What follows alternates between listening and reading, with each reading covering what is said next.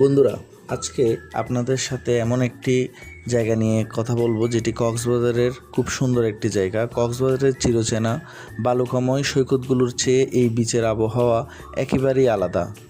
যারা কোলাহলমুক্ত পরিবেশ, সমুদ্রের আসল রূপ দেখতে চান, এটি তাদের জন্য একদম পারফেক্ট জায়গা। ভ্রমণ পিপাসুদের কাছে এবং মানচিত্রের আসল নাম পাটোয়ারের টেক সমুদ্র সৈকত নামেই পরিচিত।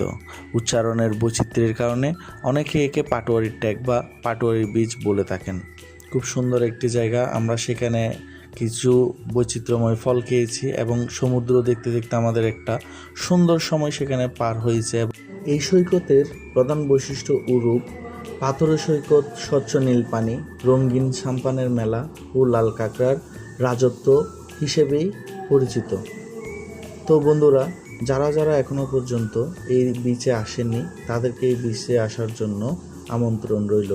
আমাদের ভিডিওটা দেখার জন্য ধন্যবাদ।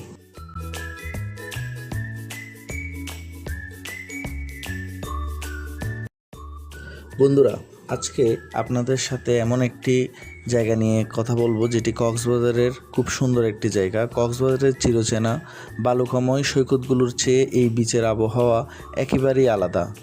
যারা কোলাহলমুক্ত পরিবেশ, সমুদ্রের আসল রূপ দেখতে চান, এটি তাদের জন্য একদম পারফেক্ট জায়গা। ভ্রমণ পিপাসুদের কাছে এবং মানচিত্রের আসল নাম পাটোয়ারের টেক সমুদ্র সৈকত নামেই পরিচিত। উচ্চারণের বৈচিত্র্যের কারণে অনেকে একে পাটোয়ারির টেক বা পাটোয়ারি বিচ বলে থাকেন। খুব সুন্দর একটি জায়গা। আমরা সেখানে কিছু বৈচিত্র্যময় ফল খেয়েছি এবং সমুদ্র দেখতে দেখতে আমাদের একটা সুন্দর সময় সেখানে পার হয়েছে। এই সৈকতের প্রধান বৈশিষ্ট্য উরূপ, পাথরের সৈকত, স্বচ্ছ নীল পানি, রঙিন সাম্পানের মেলা ও লাল কাঁকড়ার রাজত্ব হিসেবেই পরিচিত। তো বন্ধুরা, যারা এখনও পর্যন্ত এই বিচে আসেননি, তাদেরকে এই বিচে আসার জন্য আমন্ত্রণ রইল। আমাদের ভিডিওটা দেখার জন্য ধন্যবাদ।